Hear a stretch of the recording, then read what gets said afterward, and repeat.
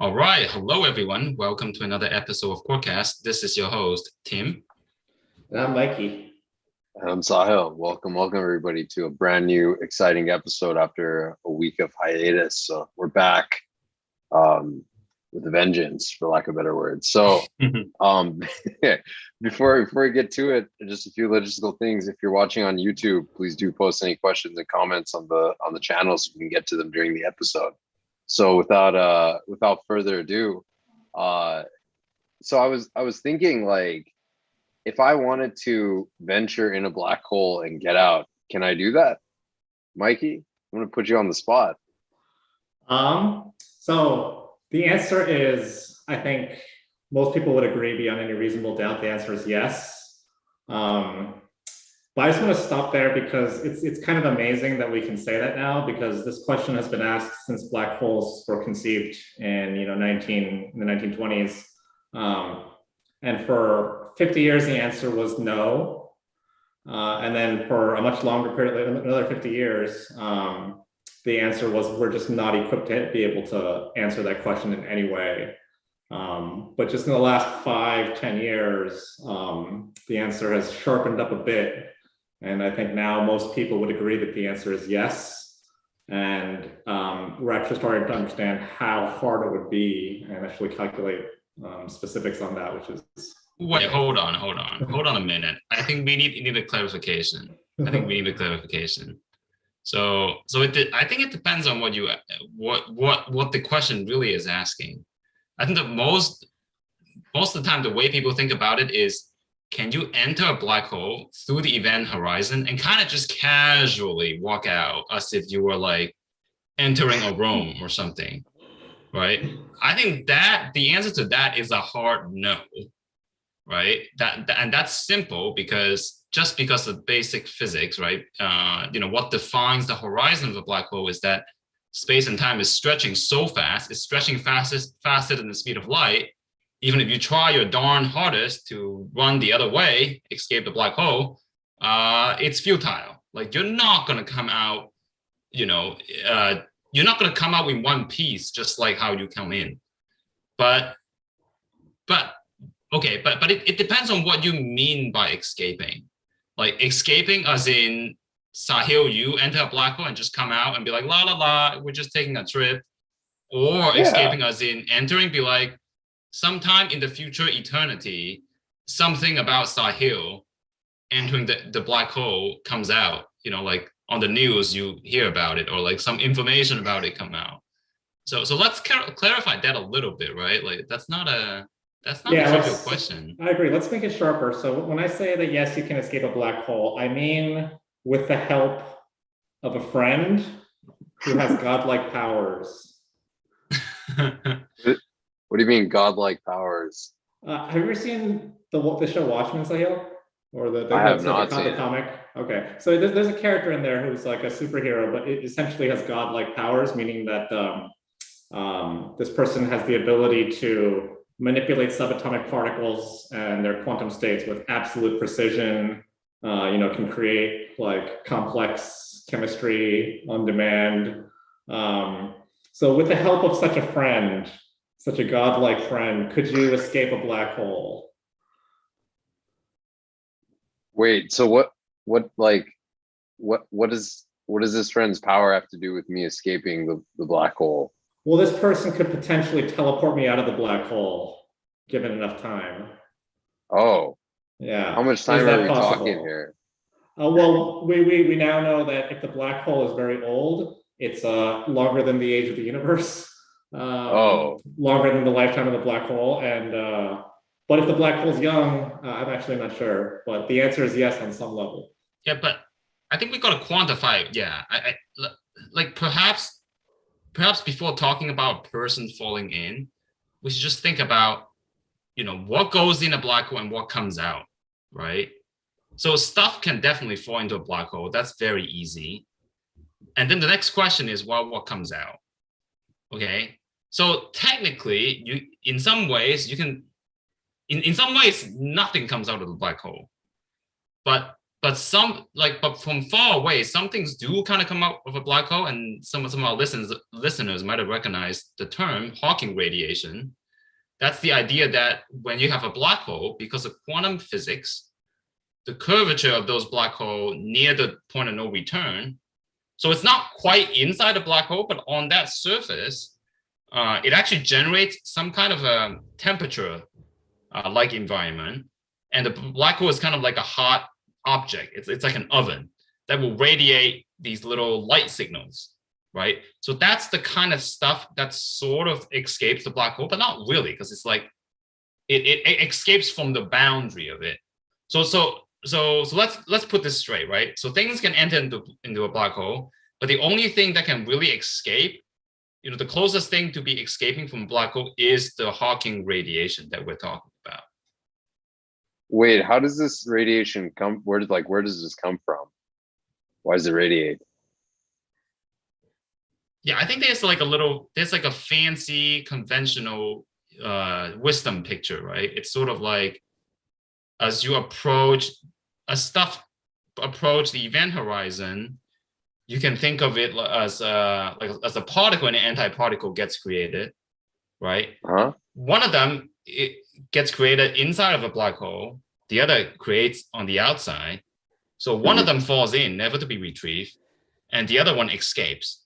But the thing is, because they are particle, antiparticle, they are what we call entangled. Basically, they contain the same information, right? So what I mean is, whatever happens to one of the particle in the black hole, that information is encapsulated by whatever happens to the particle that gets radiated out. So in a very real sense, you can think of them as separate particles, but you can also think of them as kind of the same particle because they contain the same amount of information, right? So that's what sort of the conventional picture of Hawking radiation is. So I want to take a quick step back. When you say information, what does that mean? Because loosely I have a notion of information with computers, but like, what do you mean in the context of particle physics? What does it mean for a particle to have information? We talked about information? Oh, what does it mean for a particle to have information? Like, why are we discussing about information? What does that have to do with anything? Oh, was Tim talking about information? Oh, Tim was mentioning that when a particle and antiparticle get created on the surface of a black hole, they're entangled with each other, and so they share information. But I'm not sure what information has to do with this. Yeah, so I put you on the spot, Mikey. Me? Yeah. No, that's Tim. That's Tim's. I didn't bring it up. Well, I mean, yeah. So information is a bit tricky, right? So it's kind of like I mean, our entire world of quantum physics runs on information. Information is basically all that you need to describe a particle. And why that's a big deal, you say? Well, because we believe that in some ways, even the fabric of space-time is fundamental, right? So just the fact that this particle is here, right? The information that's here has to be encoded in some quantum mechanical way. So in some sense, you can argue that the encoding of that information should be related in a fundamental way to the fundamental constituents of space-time. So in some ways, information is kind of like a loose way to talk about some units of fundamental bits that make up our universe. Huh. So why not talk about energy or momentum or other quantities? Like, why are we talking about information? Yeah, but I guess those are just not fundamental enough, right? Like those are more like derived quantities. Like energy comes from something, right? Something has energy, it evolves in some ways, and same thing as momentum. I think information is sort of something even more universal, right? Like energy and momentum or any other property, they are basically born out of some sort of quantum information. I think that's fair to say, right? And there's sort of this law that you can argue that the most fundamental building block of the quantum world is just quantum information to some extent. And because there's some technical term, unitarity, whatever, but that's basically saying that the only thing that's absolutely indestructible in quantum physics is information. Like energy can be changed, altered, momentum can be changed, altered, but information itself cannot be destroyed, basically. So I think it's not unlike, I hesitate to make this analogy, but it's not unlike, if you think about like 3D rendering, right? In a sense, the information of like the physics of where the points and the objects are the only thing that's fundamental. How you translate that to like computer code versus an actual rendering of the environment. You could argue that that's just a change of language, right? Yeah. So I would say that this concept is a bit murky because we don't really have a fundamental theory of quantum gravity. We don't know, deep down what makes the fabrics of space-time in a quantum mechanical way. So we can only talk about it loosely, right? And the fact that information is conserved means that that's at least information, it's a good unit to talk about. It's like a good currency to discuss when we talk about these systems, right? So my question for you is, how do you know information is conserved? And if it's not, what would happen? Like, what would that mean if it wasn't? I would say that's just an axiom of quantum physics. That's almost like by default. If in fact, it's a possibility, right? Like it's possible that information might not be preserved. And in fact, that's one of the original paradox for this black hole physics thing, right? So the original thought was that when Hawking radiation comes out, because it just looks like an oven, emitting like heat, photons or light created by heat. It looks all random, right? Basically, when that happens, it seems like information is lost. So for example, if you throw Sahil in a black hole, right? What comes? There's some Hawking radiation that comes out, let's say, okay, and like Sahil is legit gone, right? You can't. It seems like the only thing left behind by Sahil is just these radiation coming out, And then let's say you do that versus the same situation. You throw Tim in there. The only thing that comes out is Tim's Hawking radiation. It would seem on surface that there's no way to distinguish the two. Doesn't matter what you throw in. You throw a hunk of metal in, as long as it's got the same mass and rough properties, you're going to get the same Hawking radiation, right? It seems like there's no way to distinguish the two. If that was truly the case, that means information is lost because like, you, Sahil has a lot of stuff, right? All your knowledge, all your memories, right? All that information in you, tossed into the black hole, it's just gone forever, never to be retrievable, right? So if that was the case, information will not be conserved. And quantum physics as we know it will have to change. And in fact, people debate for many years, right? I think, Mikey, you probably know the history a little bit better. But I think the consensus right now, after years of debate and research, is that, that doesn't happen. Actually, guess what? Sahil, your information is actually encoded in those radiation pattern. Like if you throw Sahil in a black hole and me in a black hole, the radiation pattern is going to be a little different. Just to answer the question more directly, you asked, what would it look like in a universe if information was not conserved? Well, if information is not conserved, one way to imagine why that happens is it might go somewhere else. So imagine there was like some other universe, like a garbage dump universe, and there was some portal that just took stuff from our universe to that universe. That would literally be missing information, and you'd have kind of effects like that. For sure, energy wouldn't be conserved. It's hard to say what would be conserved, what kind of regularity there would be in such a scenario, but as Tim was saying, it's one of the, if anything is conserved in this universe, information is conserved. If it's not conserved, then everything else goes. So. So then going back to black holes, if you fall into a black hole, like what happens in a certain sense? You're talking about things getting radiated away. I thought when you fall in, you're done, like it's over.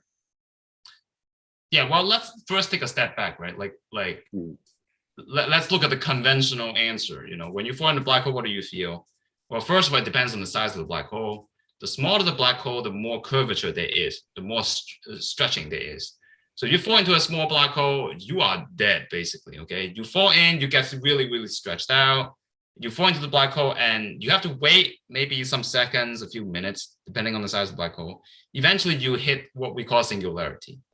By singularity, we don't literally mean there's some crazy, like, I don't know, like some sci-fi stuff going on. It just means that we don't know what happened. Singularity just means that the current theory, as we know it, doesn't make sense anymore, right? So it's just like we don't know what happens, right?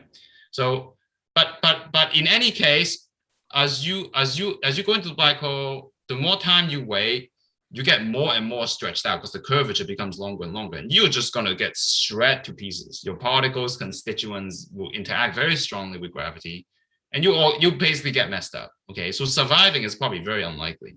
But of course, if you have a really, really large black hole, then the curvature, first of all, you live longer inside the horizon, and the curvature will be smaller. So you have a slightly more pleasant time.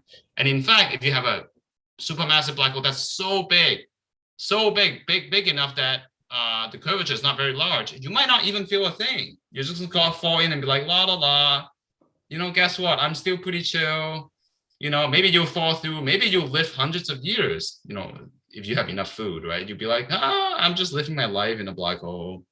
And of course, there's also some speculative things. Maybe there's a wormhole, blah, blah, blah, right? So that's the conventional answer on what you will feel like as you fall through a black hole from the perspective of the person falling in, right?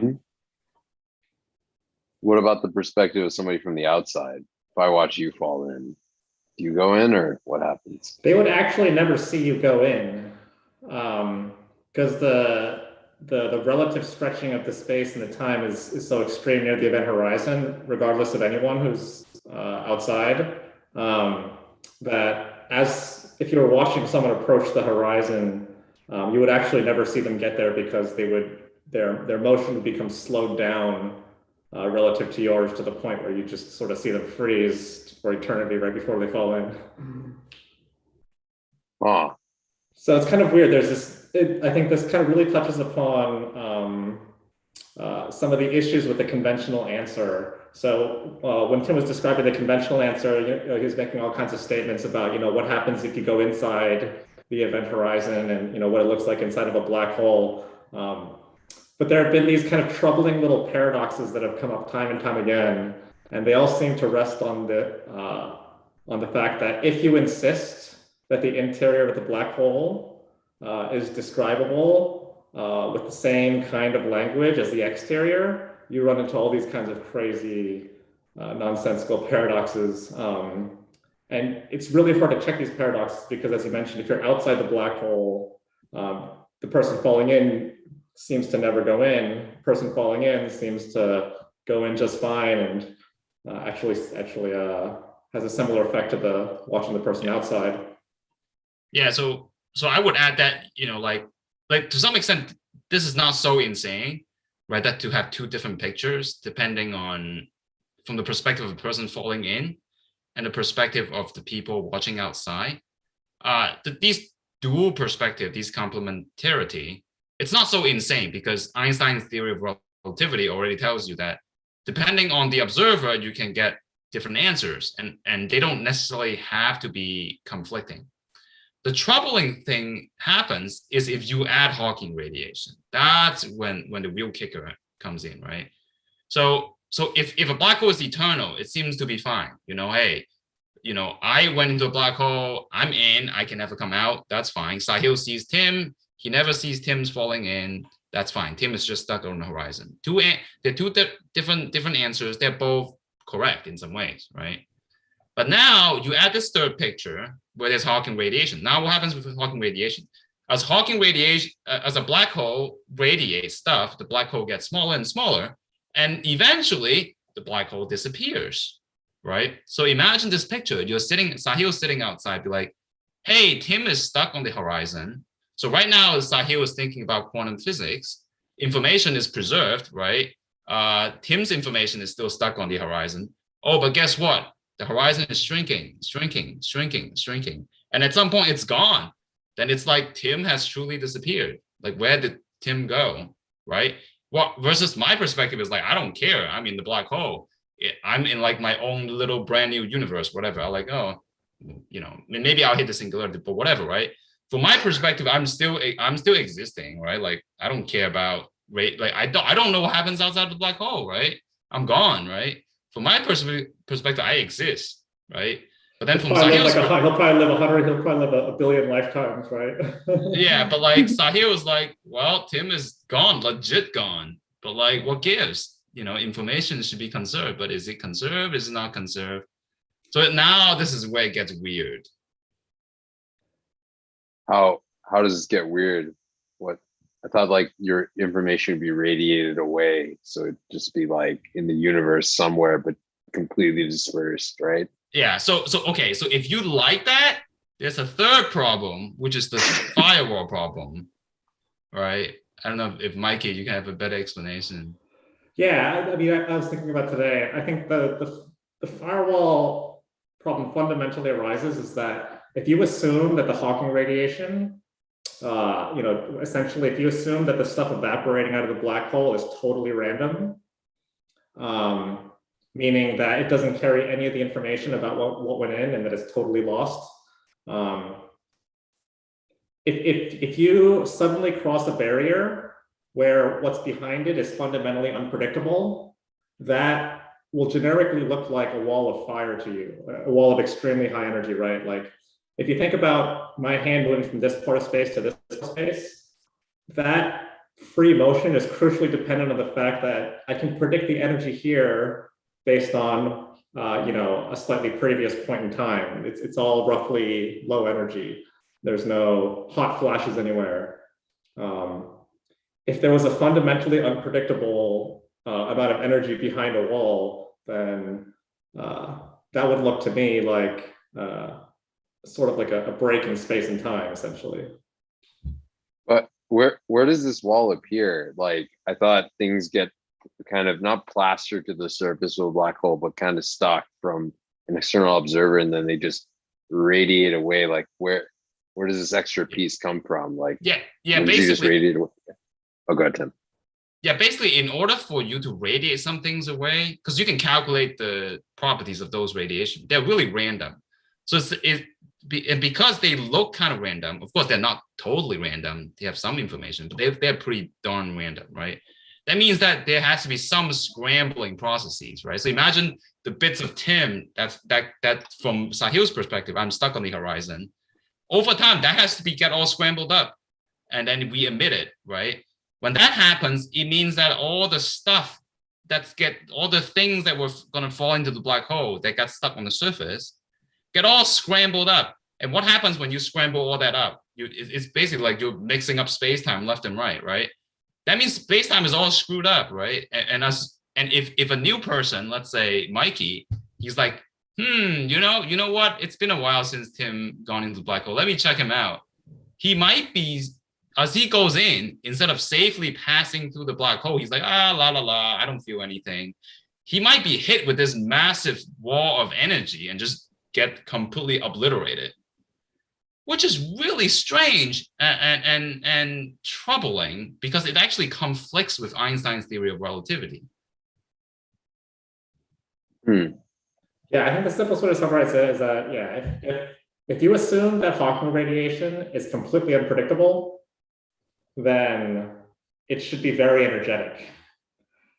If you assume that Hawking energy is like, you know, typically when people think of Hawking energy, they think of like a kind of a low energy process. But in order for it to be a low energy process, it has to be fundamentally predictable on some level. Otherwise, you know, it would generically just be high energy. Yeah.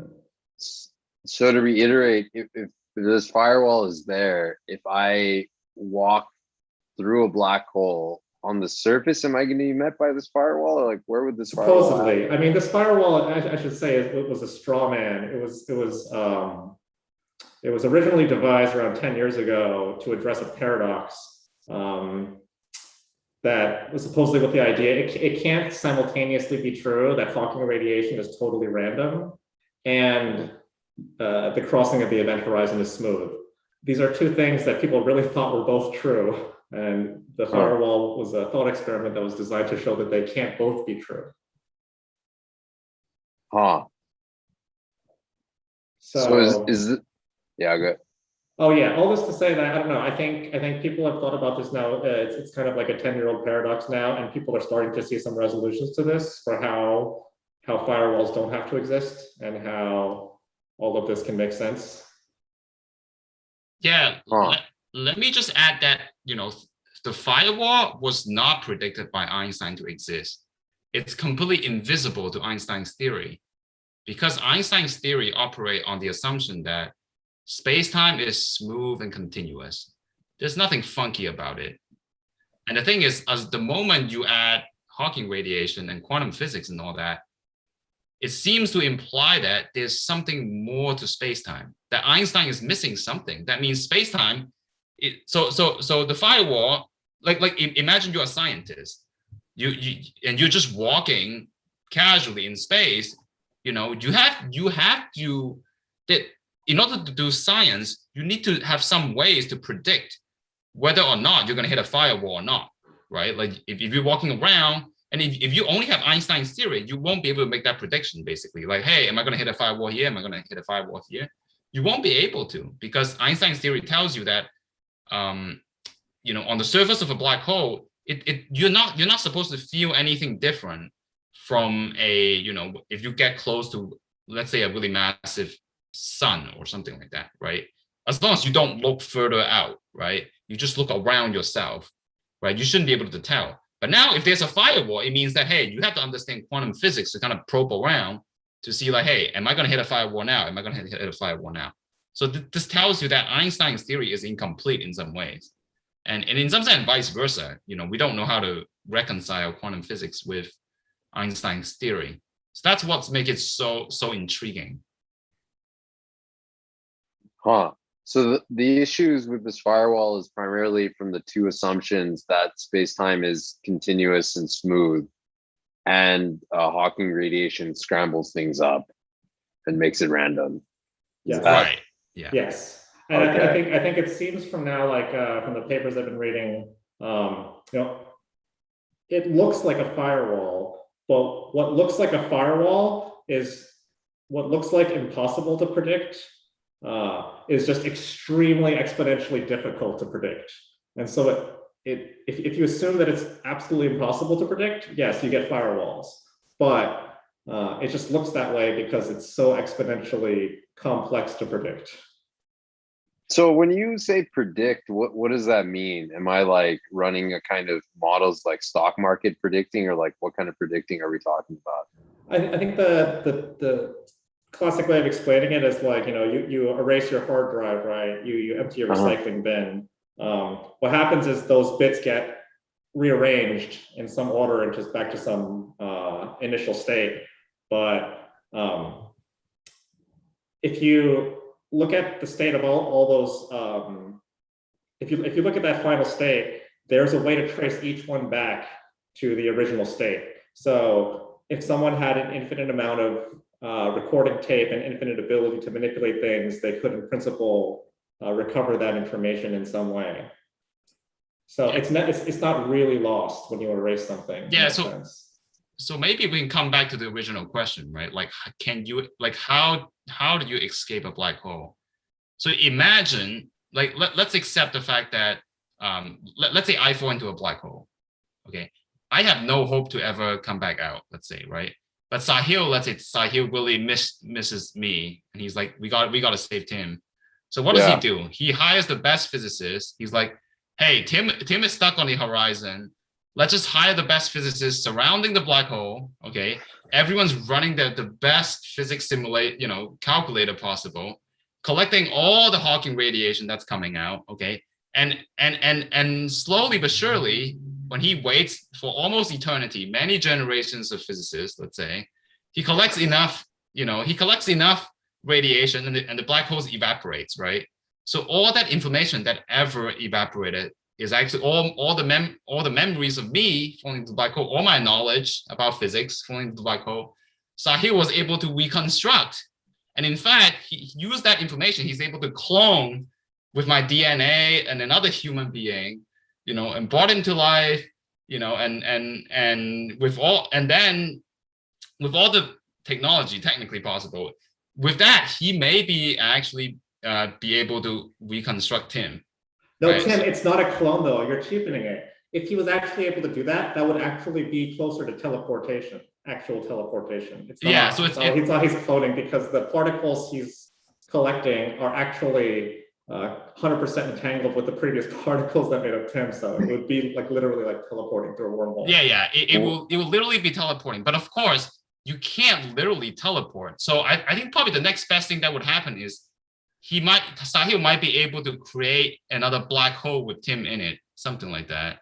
That's why I say the godlike friend, Yeah, so it's sort of like technically, maybe kind of in some perverse way, you can escape a black hole with a really powerful friend. Yeah. So wait, but if you from your frame have already fallen in, like how would it work in both reference frames? Like if I were to actually go and do that. So I think it would look something like this. So you would go in, right?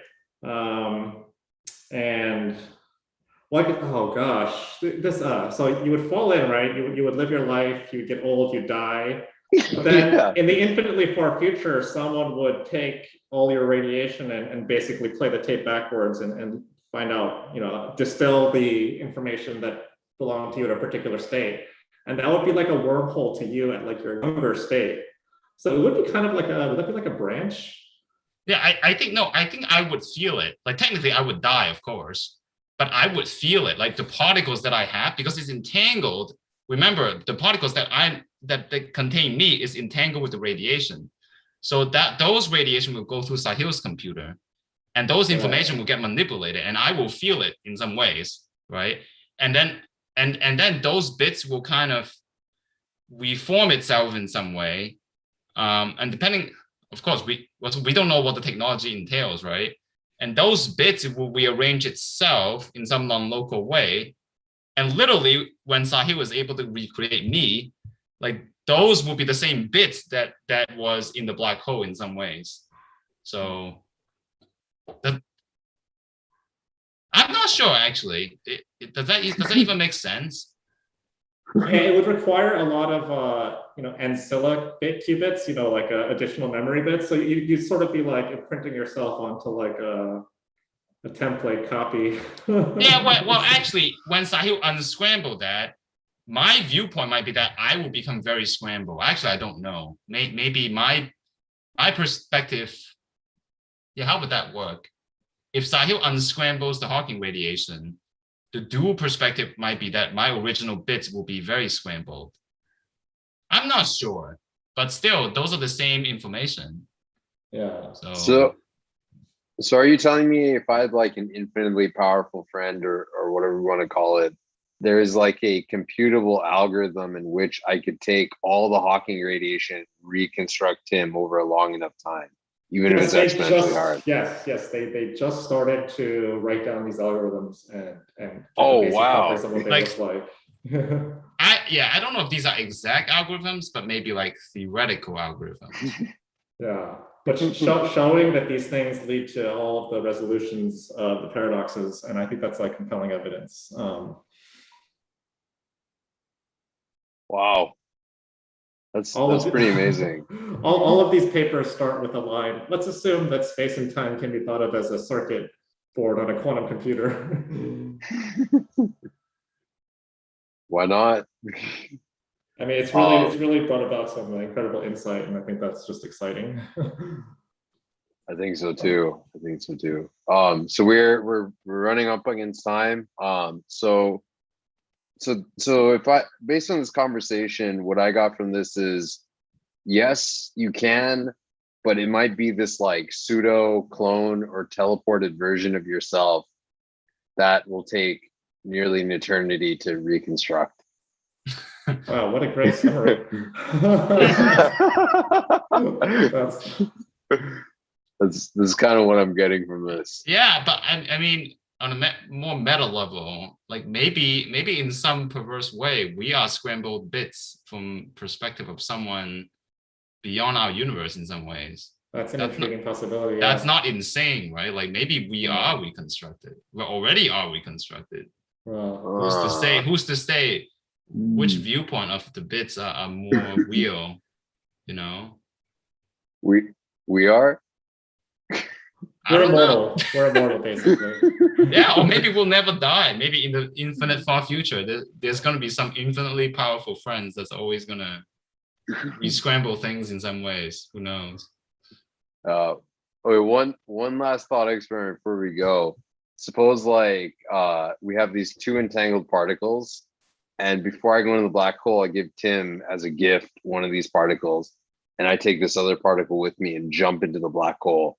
And I want to communicate with Tim when I've jumped into the black hole. So based on entanglement, that communication should be quote unquote instantaneous, right? Is there anything preventing me from doing that? I At mean, least in theory. Yeah, you Yeah, can't actually transfer information. You can't send signals through entanglement though, because once they're far enough separated, each one, as if you can't go back and compare answers, then it still looks random to either side.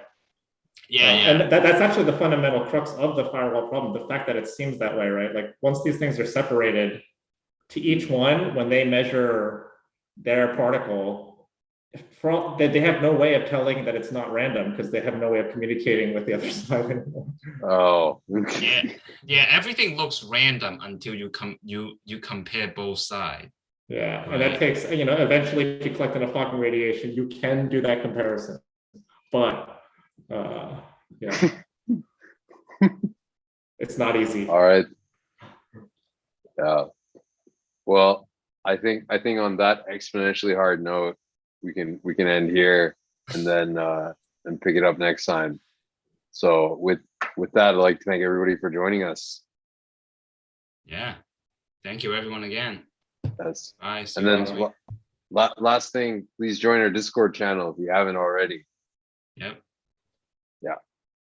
All right. Bye. All right.